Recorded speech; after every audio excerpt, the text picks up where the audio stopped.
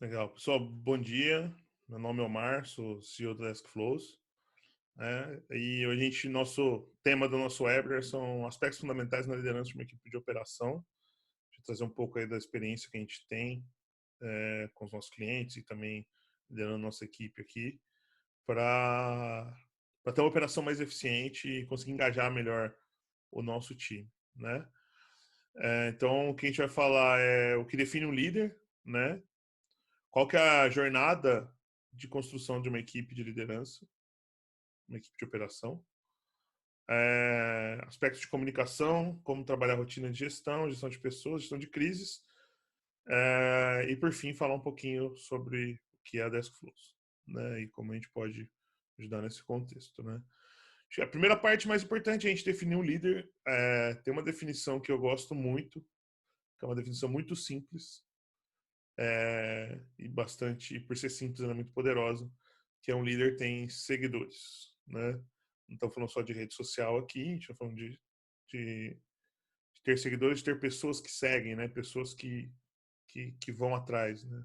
A gente tem exemplos de lideranças diversos, desde Jesus Cristo, que era um grande líder, até Hitler também era um líder. Um líder a gente não julga o caráter, né? Então, basta o cara ter seguidores que ele está liderando alguém, né? E basicamente ele lidera pelo exemplo, então os seguidores dele enxergam essa pessoa como exemplo e vão executar as coisas nesse nível. É possível motivar, engajar, né? Ele usa essa liderança, esse poder para conseguir motivar e engajar a equipe, as pessoas que estão à volta dele. Faz com que essas pessoas vão em um caminho que ele acredita e faz principalmente as pessoas acreditarem nesse caminho também. E um líder também inspira as pessoas, né? E a gente tem um modelo. Então, falando aqui exatamente sobre um processo de como trabalhar a equipe, né, de operação, a gente na Deskflows a gente fez um modelo de 5 etapas para trabalhar uma equipe de operação aí, tá? É, esses modelos, a gente modelou o faz tudo, né? O cara que acaba fazendo tudo. Depois ele passa por um processo de montagem da equipe. Depois essa equipe cresce. Depois essa equipe fica com a gestão mais profissional. E depois trabalha a otimização desses processos, né? Então, qual que é o objetivo do faz tudo, né? O faz tudo ele consegue entender profundamente a dor do cliente dele, seja um cliente interno ou um cliente externo, né? Então, pegando aí um processo de, por exemplo, uma equipe de suporte aí, de atendimento, ele entende, quando o cara faz tudo, ele acaba entendendo profundamente a dor do cliente. Obviamente, isso não tem escala, isso não tem sustentabilidade no longo prazo, né? Depois ele parte por um objetivo de definir o perfil de quem ele vai contratar. Então ele vai começar a saber se o cara que ele está contratando vai ser mais técnico ou se ele vai ser mais acolhedor, se ele vai trabalhar um pouco melhor a dor do cliente, né? E qual que é o tipo de gente que ele vai trazer quando o time dele começar a crescer.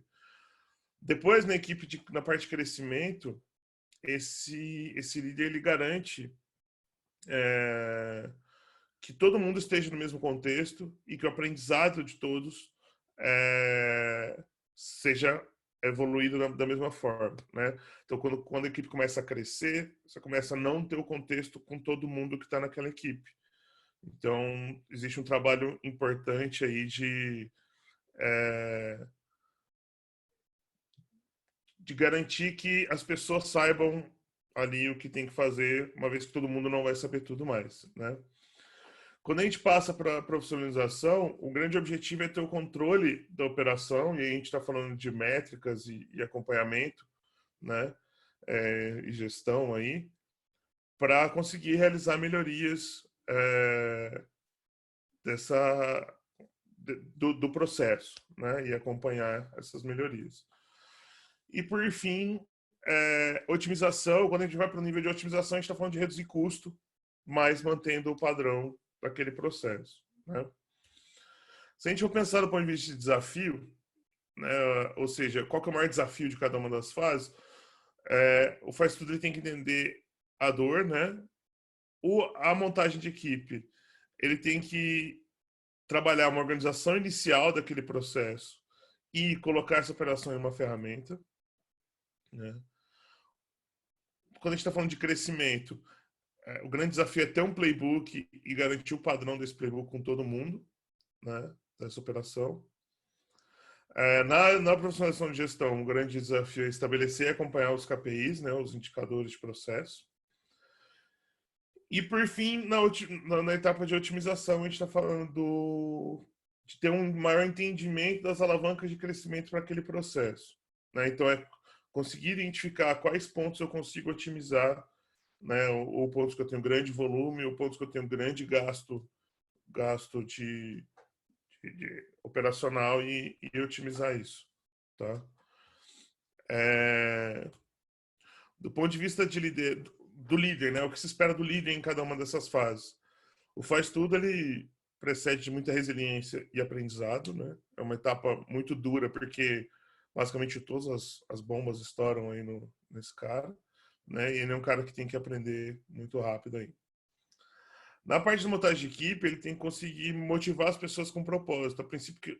Partindo do princípio que ele está trabalhando esse padrão inicial de operação, o propósito ele é muito forte, né? De como atender o cliente e de como melhorar a experiência dele. Quando a equipe está em crescimento, o grande papel do líder é trabalhar a capacitação e a comunicação dessa equipe, né? Na profissionalização, aí existe uma visão mais analítica, disciplina e entender de ferramentas de melhoria contínua e trabalhar planos de ação. E quando a gente fala de otimização, é ele ter uma visão do todo, né? Entender onde aquela operação está inserida, em que contexto aquela operação está inserida, trabalhar a gestão financeira de maneira mais efetiva, porque nessa etapa ele já está tentando trabalhar melhoria de margem de contribuição, aí, de melhorar a margem daquela operação, e gestão de projetos também para melhoria, né? E aí a gente fosse resumir uma característica importante para cada uma dessas partes. A gente está falando de empatia, processo, conhecimento, gestão e automação, né? A gente aqui também desenvolveu, né, dentro do Desk Flows, algumas camadas de análise de operação, né, que um líder de operação tem que entender. Então, a gente está falando que o primeiro nível, eu estou falando de uma análise de rotina, que basicamente é identificar no dia a dia onde estão os gargalos e conseguir reagir a esses gargalos, né?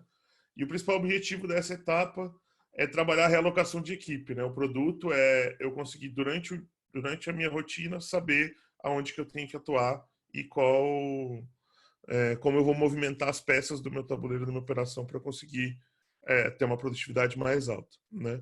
No segundo nível, a gente sobe um pouquinho o nível, né? E está falando de analisar o fluxo, ou seja, eu analiso um pouco o histórico desses meus gargalos e tento entender de quanto tempo eles acontecem e qual que é a duração desses gargalos, né? E em que fases eles acontecem mais, para tentar trabalhar alguns insights de dimensionamento de equipe, né? Então, o grande produto desse segundo nível é, de fato, esse dimensionamento de equipe.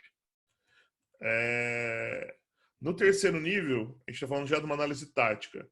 E aí aqui, a gente se pauta muito na ferramenta de gestão do próprio processo, né? Então, eu vou fazer uma análise de volumetria, vou cruzar meus dados, né? Então, quantos chamados, por exemplo, eu tive do tipo tal no período tal, né?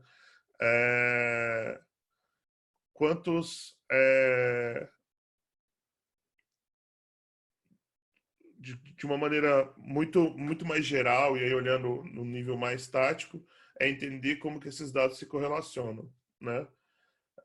Na frequência de análise, a gente está falando de uma frequência semanal, e os grandes produtos aqui é a definição de plano de ação e análise de indicadores de performance. No quarto nível, a gente está falando de uma análise estratégica, né? E aí, essa análise estratégica ela já vai para o nível de trabalhar orçamento, capacidade de equipe e correlacionar isso com outros times também, né?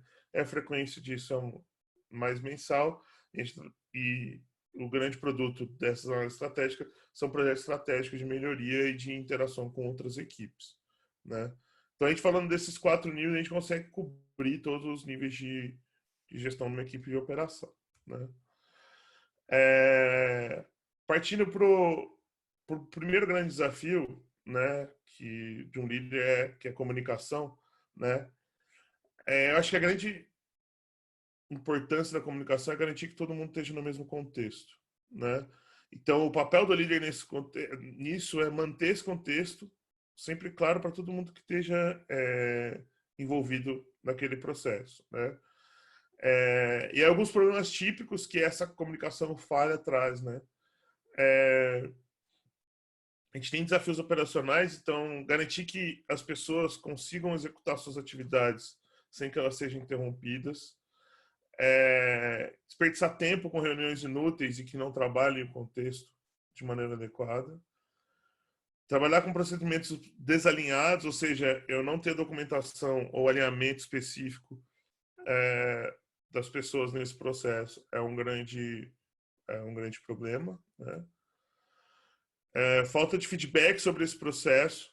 Então, não discutir e evoluir constantemente o processo é um grande problema.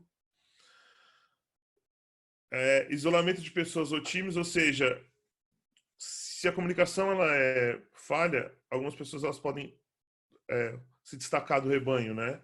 Então, o papel do líder é sempre tentar trazer isso para perto dele de novo. Se trabalhar com comunicação de relatórios não estratégicos, ou seja, relatórios que não dizem nada do ponto de vista de gestão desse time, né? Demandas não padronizadas e, geralmente, quando a comunicação é falha, tudo depende do líder. Então, tudo acaba estourando nesse líder dessa operação, né?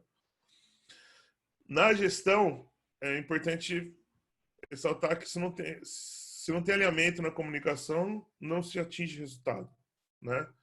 Então, para isso é importante a gente sempre usar ferramentas que ajudem a gente nessa comunicação, para que ela consiga ser mais ágil, assíncrona, livre de interrupção e que de fato entreguem valor, né? Então, algumas boas práticas aqui: comunicação assíncrona, sempre ter um contexto unificado dentro do trabalho, né? Então, usar aquela ferramenta de comunicação dentro da sua ferramenta de gestão de tarefas, de workflow, né? Sempre mencionar as pessoas para que elas sejam alertadas e o fluxo seja sempre maior. Ter um critério claro de priorização e que esse critério seja devidamente comunicado. Fazer com que as informações sejam disponíveis e estejam sempre online. Relatórios de gestão, enfim. Essa aqui é uma dica mais para quando a gente está falando de trabalho remoto, né? Ter câmera e tela compartilhada sempre. Ou seja, sempre uma conversa ela tem que estar num contexto, né? Acho que a palavra-chave de comunicação aqui é sempre contexto, tá? Aqui algumas dicas de ferramenta, né? Para chats e grupos de comunicação tem o Teams, o Rocket Chat e o Slack. Para ferramentas de videoconferência tem o Zoom, que é isso que a gente está usando, o Hangouts e o Skype. E para salas de voz, né? Acho que é um conceito que está bem na moda atualmente. A gente tem o Matrix, tem o Discord, né? Para ter essa comunicação síncrona aí. Do ponto de vista de rotina de gestão, é importante que, acho que a parte mais importante dessa parte de gestão são os KPIs, né? Então, eu gosto de pensar nos KPIs como se eles fossem um painel de instrumentos o dashboard, né? Com KPIs, ele é um painel de instrumentos de um avião, né? Então, quando você olha para o painel de instrumentos do avião, você sabe se ele está indo para baixo, se ele está indo para cima, se ele tem algum problema na turbina, né? E por isso é importante que tudo esteja sempre bem à vista, né? Que as pessoas consigam ver esse painel, as pessoas envolvidas com aquele processo consigam ver esse painel. E partindo da definição dos KPIs, é muito importante que as metas estejam vinculadas, né, calcadas com o histórico de KPIs desse time, né? E aqui é sempre importante lembrar que o melhor benchmark é sempre você mesmo, né? Se você melhora sempre o seu próprio resultado, você está evoluindo obviamente, você não vai simplesmente negligenciar os benchmarks que já existem, mas o melhor benchmark de todos é sempre você mesmo, né? Sem definir esses KPIs, eu não consigo melhorar. Então, eu não consigo ter um processo de melhoria contínua, né? E é muito importante que esses KPIs não dê trabalho para se gerar e manter esses KPIs, né? Se eu tiver que sempre exportar um negócio, fazer um tratamento manual num dado, a minha operação vai ficar carente desse, desse dado e eu não vou conseguir manter esse dado visível para todo mundo, né? Então é sempre importante utilizar ferramentas que exportem esses dados ou que tragam dashboards da maneira mais automatizada possível, né? É, do ponto de vista de indicadores, a gente tem dois grandes tipos aí, né? Tem indicadores de volumetria que vão falar de quantos itens eu tive. E aí é muito importante para que esses itens sejam categorizados por tempo, por cliente, por canal de entrada, enfim, para que você consiga fazer essa análise cruzada. Mas eu queria focar um pouco mais em indicadores de processo mesmo, que são basicamente dois indicadores que dizem muito sobre uma operação, que é o indicador de throughput. Basicamente, ele é o número de chamados ou de itens, né, resolvidos sobre o número de criados. Então, isso vai dar uma razão, a gente espera, próximo de 1. Se ela que vai me dizer o quanto eu estou conseguindo dar de vazão para naquele processo, tá? Então, o throughput ele é muito importante para quando você quer medir uma redução ou um aumento de estoque de um chamado. Por exemplo, se analisar dentro de uma categoria qual que foi o meu throughput de itens daquela categoria, né? Throughput são uma ferramenta muito legal de KPI para gestão para meta de curto prazo.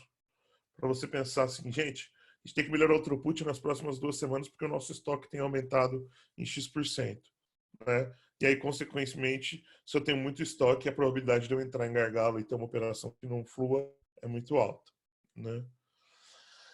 Além disso, a gente está falando de lead time.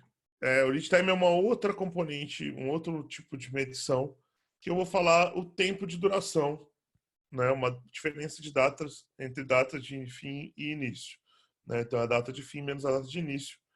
Lead time pode ser em horas, em dias, enfim. Mas é o tempo que um item demora para ser processado dentro do meu processo, tá?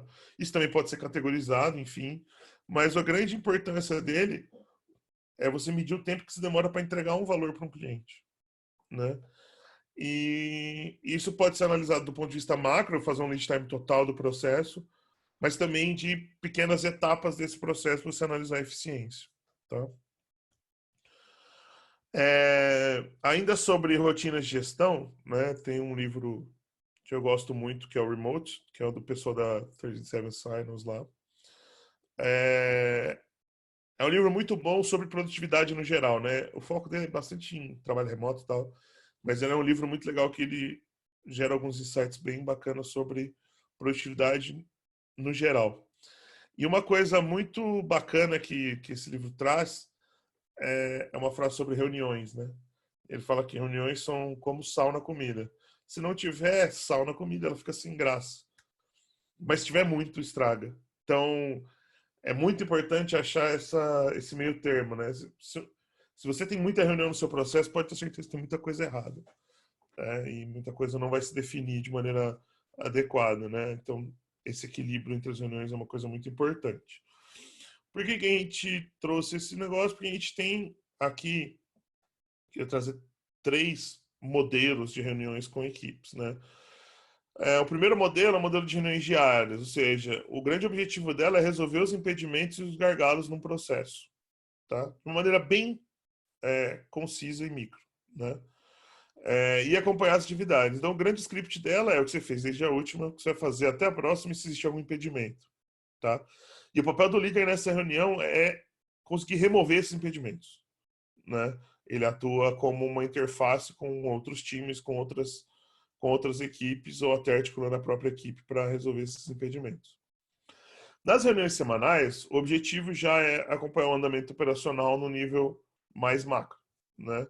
E aí aqui eu estou falando de acompanhar indicadores e acompanhar a execução de processos, de projetos. né?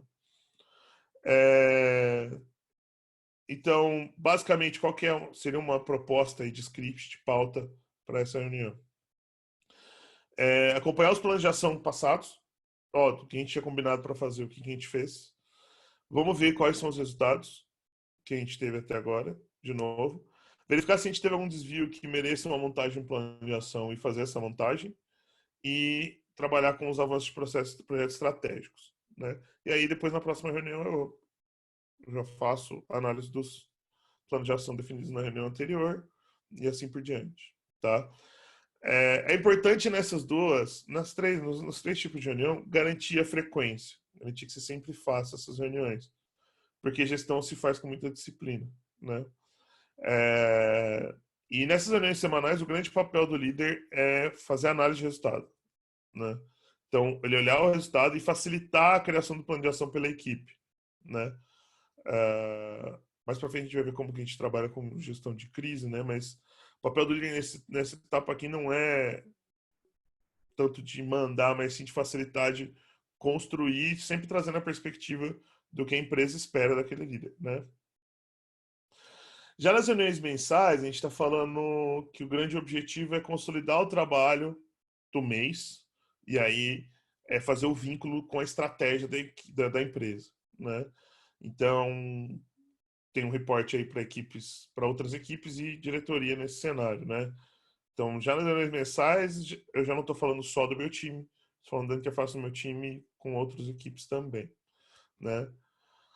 Um script é o reporte de resultados, a apresentação dos planos de ação que foram feitos ao longo do período e a discussão da evolução dos processos, dos projetos estratégicos, né? E o grande papel do líder de operação nesse cenário é mostrar a visão de médio prazo para outras equipes, né? Mostrar para outras equipes da empresa qual é a visão de médio prazo daquele líder para aquele time, né? Que é muito importante, uma dica muito importante que muita gente negligencia para reuniões com essas equipes, é sempre ter uma pauta, tá? É um gasto energético muito grande fazer reunião semanal. Então, se você não tem uma pauta pré-definida, se você não tem um dashboard que você vai ler o dashboard de uma maneira corrida, vamos falar assim, gasta-se muito tempo e a reunião fica muito improdutiva, né? É importante ser quase que uma maquininha de fazer reunião, porque essas reuniões elas são muito custosas, né? Para a empresa. Uma dica legal de reunião também é um processo que a gente faz de sabatina, né? A sabatina é uma ferramenta muito boa para você conseguir manter qualidade de processo, né? E padrão desse processo. Uma coisa aqui. Então, se a sabatina for feita de maneira correta, a equipe sai muito mais unida dela, tá? E qual que é a ideia aqui? É ter o foco sempre no processo e não nas pessoas, né? No começo, esse negócio parece que a gente está fazendo finger point, né? Apontando o dedo para as pessoas, mas não. Na verdade, tem que sensibilizar as pessoas de que a gente está focando no processo, né? E qual que é o processo da sabatina? Com toda a equipe na sala, numa call, né? Você abre uma ferramenta de processo, por exemplo, uma ferramenta de ticket ou uma ferramenta de workflow, né? E aí você sorteia um número de item. Sei lá, pega os números das últimas semanas, mais ou menos, e chuta 9.427. Você abre o item com todo mundo. E aí você faz o time avaliar aquele atendimento com relação a duas coisas. Ao processo. Então, os campos que precisam preencher foram devidamente preenchidos? Estão preenchidos de maneira correta? Não estão preenchidos? O tempo, né? Com relação aos tempos, né? O cara abriu isso tal hora, a gente conseguiu responder tal hora. Foi adequado? Né? E do ponto de vista de comunicação, o padrão de escrita, o padrão de comunicação que o time espera, está adequado? O fluxo de comunicação, né? Quantas vezes aquilo foi comunicado, se ficou batendo e voltando, enfim, está adequado para o que os nossos clientes esperam, né? E a gente espera que com isso todo mundo se conscientize de uma maneira igual sobre esse fluxo de processo e você garante que o playbook esteja sempre mantido. Então a saída de uma sabatina mal feita não, né? Com resultado inadequado, ela é um refino e uma melhoria no padrão e no playbook de processo, tá? Partindo aqui para gestão de pessoas, né? A parte mais importante de um time é o próprio time. Vou trazer mais uma citação de um livro aqui. É um livro, esse Ágeis Inovadoras, é um dos melhores livros sobre cultura de empresas que eu já li. É um livro cheio de entrevistas com CEOs. E uma frase desse livro mudou muito a minha vida, que é mais ou menos essa. Em empresas onde o objetivo não é claro, as pessoas defendem suas posições. Tá? E por isso é muito importante no gestão de pessoas, né? Se as pessoas não sabem para onde vão, a tendência delas é defender o quadrado delas, tá? Então, tenha certeza que se sua empresa tem silos, isso significa que o objetivo macro da empresa não está claro para todo mundo. Porque aí as pessoas não precisam colaborar umas com as outras, os times não precisam colaborar. Então, eles se fecham para se manterem, para continuarem existindo, né? É um mecanismo de sobrevivência, né? E nesse ponto a gente trabalha com duas dimensões, né? O alinhamento dos times e a autonomia desses times para executar alguma coisa. Se eu tenho baixa autonomia e baixo alinhamento, eu tenho produtividade, para não falar que eu não tenho nada, né? Se eu consigo ganhar um pouco de autonomia, né? Então eu tenho ainda baixo alinhamento, as pessoas não estão alinhadas, mas eu tenho alguma autonomia, a gente tem um cenário de anarquia. Então, um cenário que cada um faz o que quer e bola para frente. Isso também não tem uma tendência muito boa de futuro, né? Quando a gente fala de baixa autonomia, mas alto alinhamento, a gente está falando do modelo de gestão de comando e controle, tá? O modelo de gestão de comando e controle não está errado. Não é um modelo que é errado. Ele se aplica a alguns casos, mas principalmente nesse novo contexto de mundo que a gente vive, espera-se que o que seja executado é uma gestão com empoderamento, onde eu tenho alto nível de engajamento, de autonomia e de alinhamento, né? A gestão com empoderamento, ela gera um senso de pertencimento e engajamento maior, né? Então, para fazer isso, percebam que eu preciso ter alinhamento alto, ou seja, o alinhamento em relação ao objetivo tem que ser muito alto, né? Então, com relação ao desenvolvimento da equipe, é muito importante sempre deixar o objetivo muito claro. E para isso, definir metas de curto, médio e longo prazo, né? Mas você provavelmente tem uma meta advinda de um planejamento estratégico. Dentro do time, é legal você criar pequenas campanhas e pequenas metas de curto prazo para melhorar esse ciclo de feedback em cima do resultado do seu liderado, né? É muito importante fazer uma análise de desempenho, e aí existem milhões de formas de fazer isso, né? Mas o que é importante fazer uma análise de desempenho é ter critérios objetivos, quantitativos e qualitativos, tá? Então, mesmo que o dado seja só qualitativo, ele tem que estar em cima de uma base muito objetiva e clara, e principalmente deixar claro para todo mundo como você vai avaliar todo mundo, né? A pior coisa que acontece é depois de 6 meses trabalhando, vem uma avaliação de desempenho do nada, usando critérios que o colaborador não fazia a menor ideia de que ele estava sendo avaliado por aqueles critérios, e ele pode ter uma pontuação alta ou baixa, enfim, mas ele não sabia como ele estava sendo avaliado, né? Então é muito importante deixar claro o que você espera dos colaboradores. Uma avaliação de competências, né? Competência não é avaliar desempenho, competência é importante para manter aquele perfil do cara que você está dentro do seu time, né? Então, ter todas as competências desejadas de maneira clara faz com que a equipe entenda por onde ela tem que melhorar e o que espera dela, né? E também tem a parte de feedback, né? É muito comum nas empresas ter ciclo de feedback, né? Eu faço feedback uma vez por ano, uma vez por semestre, enfim.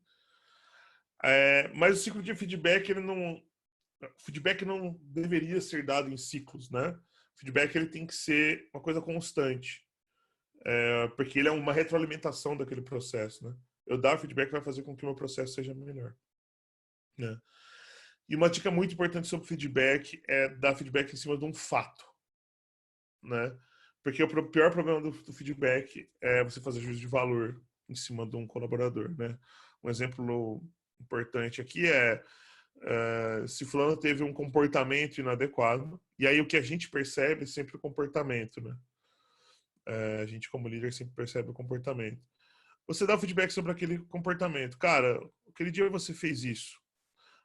Por que você fez isso? Né? O que te levou a fazer aquilo daquela forma? Né? Antes de falar, cara, você fez isso porque você é incompetente, porque você não tem não sei o quê, enfim. Porque isso gera um juízo de valor e a tendência é só gerar conflito e não uma ação prática aí de evolução. Algumas boas práticas de desenvolvimento de equipe é fazer avaliação de desempenho com frequência. Acho que aqui também tem um pouco de não depender do RH. O RH tem os ciclos formais deles lá, que eles precisam para medir a empresa como um todo. E eles precisam fazer isso de uma maneira padronizada, principalmente quando a empresa é grande, para conseguir ter uma base comum. Mas isso não significa que você, dentro do seu time, não possa criar métodos e mecânicas de avaliação de desempenho, né? Toda vez que for dar um feedback, for passar um resultado de uma avaliação, sempre tenta fazer com que o seu líder perceba o que ele está fazendo, né? Não simplesmente chega, fala um monte de coisa e vai embora, né? Fazer o cara perceber que o comportamento dele ou uma ação dele está inadequada é muito rico, né? Até para o processo de sinapse dele mesmo, né? E construa uma árvore de competências. Se o seu RH não exige isso, faça, porque isso vai clarear o tipo de pessoa que vai estar dentro do seu escopo, né? E vai deixar claro até quando você for fazer uma contratação, quais as competências que você espera, né? Competências técnicas e não técnicas aí, né?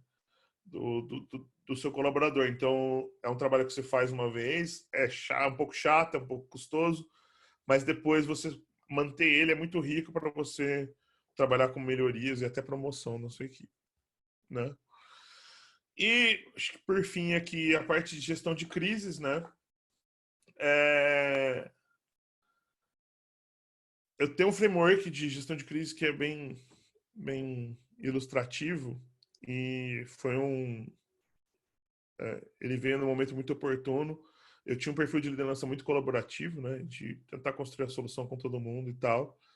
E em determinado momento eu não estava vendo que isso não era mais efetivo, só que eu não sabia por quê. E aí esse framework conseguiu me responder a essa questão, né? Então, basicamente, o que você tem que analisar é como você vai lidar com um conflito. E tem duas perguntas muito chaves para isso. Se esse conflito ele é relevante, então se faz sentido batalhar por ele, e se você tem tempo para resolver aquele conflito, tá? Então, como líder, o primeiro comportamento possível é desistir. E aí você desiste quando o conflito não é relevante, tá? Então ele não vai trazer qualquer benefício ficar fazendo esse conflito e fala, cara, beleza, tchau. Depois tem um nível de acatar. E acatar cara, beleza, ok, perdi a briga, tá? E ele tem uma componente meio maquiavélica nesse segundo nível aqui, que eu aceito, mas na próxima, né? E aí você acaba juntando créditos de vez que você acata decisões de outras pessoas, para quando você precisar impor uma decisão sua, você ir lá e mandar, tá? Então, o terceiro jeito é você mandar. E aí mandar é uma coisa, não, tem que colaborar, mas tem uma componente muito importante que é tempo, tá? Então, quando você deve mandar de fato? Quando o problema ele é muito relevante, quando você não tem tempo e quando o risco é seu, né? Então, basicamente a frasezinha aí, né? Eu entendo seu ponto, mas o risco é meu, então a gente vai fazer do meu jeito, porque a gente não tem tempo, tá? Então, se você tem tempo para resolver um conflito, você pode resolver ele de outras formas. Se você tem pouco tempo, é... e aí, só voltando na questão do tempo, né? A gente, quando lida com operação, muitas das vezes a gente não tem tempo. Por isso a gente acaba sendo um líder autocrático. Só que deixar claro para o time que você está tomando aquela decisão de maneira autocrática, porque você não tem tempo, e a gente tem que correr o risco que tem que estar no colaborador, no líder, né? A equipe começar a aceitar e entender até ser mais empática com relação a essa tomada de decisão dessa forma, tá? A quarta maneira de você resolver um conflito é negociar. Então, ok, eu abro mão disso, mas você também abre mão daquele ponto. Enfim, se chegar num denominador comum, você precisa de algum tempo para conseguir negociar alguma coisa. E a última maneira é você fazer colaborado, senta todo mundo, aí você tem que ter um tempo bom e vamos fazer todo mundo, vamos definir todo mundo como vai ser isso, tá? Então, esse frameworkzinho ele é muito bom por causa justamente dessa questão do tempo, né? A gente nunca, eu pelo menos nunca tinha analisado dessa forma e quando trouxe a componente de tempo para resolver um conflito, isso acabou trazendo muita clareza nas minhas tomadas de decisão, tá? É, então, sobre o conteúdo que a gente tinha para passar, era isso, né? A gente passou aí por todos os pontos. Falar um pouquinho sobre a Desk Flows, né? A Desk Flows a gente é uma empresa que visa trabalhar com produtividade de equipes usando tecnologia para que elas gerem mais resultados, sejam mais felizes e, no limite, elas sejam menos estressadas, né? E como que a gente faz isso? A gente tem uma ferramenta para monitoramento de workflow de processo.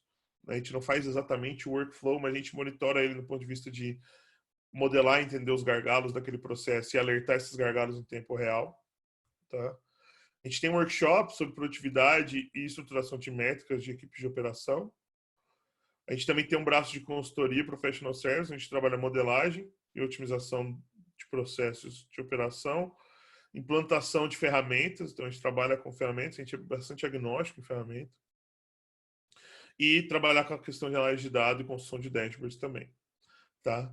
E um produto que a gente tem também é um produto de assessoria, onde a gente acompanha a evolução da equipe, se ela passou ou não por um processo de consultoria. Aqui funciona essa assessoria, funciona caso como uma mentoria, né? Com alguma frequência a gente faz reuniões com a equipe de operação do cliente para acompanhar os planos de ação e ajudar o diretor de operação ou executivo no acompanhamento e na evolução disso com a experiência que a gente tem nos nossas ferramentas, tá?